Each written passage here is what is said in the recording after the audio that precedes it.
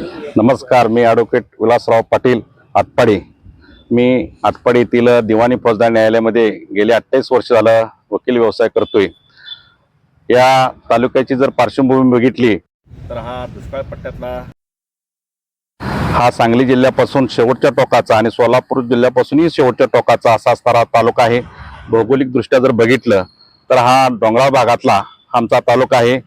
आमच्या तालुक्याचा जर विचार केला तर इथल्या पक्षकारांना जिल्ह्याच्या ठिकाणी जाण्यासाठी 90 किलोमीटर आणि आता सध्या विटा इथं जाण्यासाठी 60 किलोमीटरचा प्रवास करून ही त्यांना आर्थिक झळ सोसावी लागते न्यायासाठी.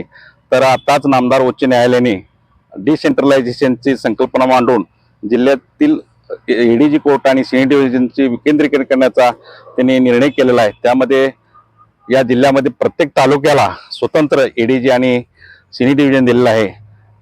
या मागणीपासून आटपाडी तालुका हा वंचित राहिलेला आहे. तर नामदार उच्च न्यायालयाने स्वतःहून त्याचा निर्णय करून आटपाडी तालुक्यासाठी एडीजी आणि सिनियर डिव्हिजन मंजूर करावं.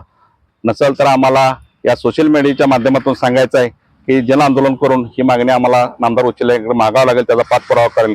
या ठिकाणी मी आवर्जून उल्लेख करतो आणि थांबतो.